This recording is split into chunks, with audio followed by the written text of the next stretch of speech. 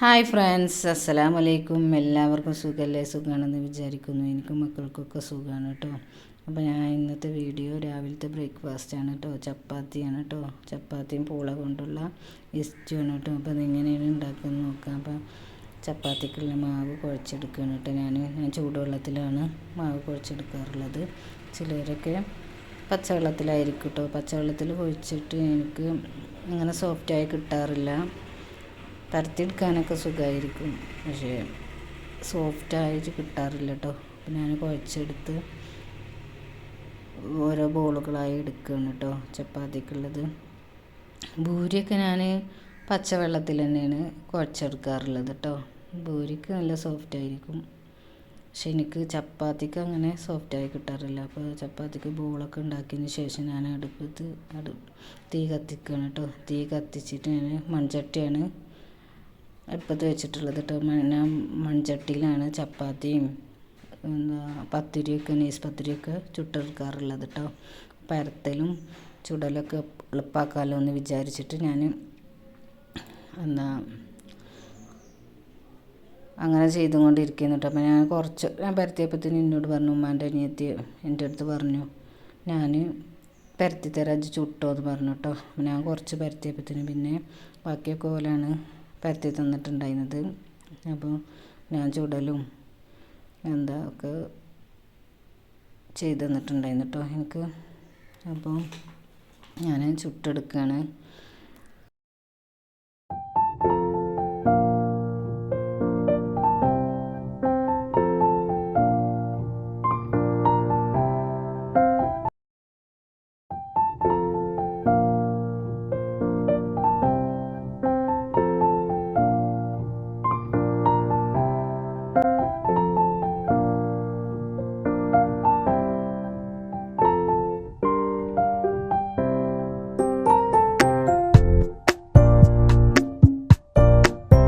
ചപ്പാത്തി പരത്തലും ചുടലും ഒക്കെ കഴിഞ്ഞിട്ടുണ്ടായിരുന്നു കേട്ടോ. അപ്പോൾ ചപ്പാത്തി ചുടൽ കഴിഞ്ഞ് ഞാൻ പൂള കൊണ്ടുള്ള ഇസ്റ്റ് ഉണ്ടാക്കാനാണ് കേട്ടോ. ഒരു പൂളയാണ് ഞാൻ എടുത്തിട്ടുണ്ടായിരുന്നത്. അപ്പോൾ അത് കഴുകി ചെറിയ കഷ്ണങ്ങളാക്കി തൊലിഞ്ഞ് കളഞ്ഞ് ചെറിയ കഷ്ണങ്ങളാക്കി അരിഞ്ഞ് ചെറിയ കഷ്ണങ്ങളാക്കി ചെറിയ പീസസ് ആക്കിയിട്ട് എടുത്തിട്ടുണ്ടായിരുന്നു കേട്ടോ.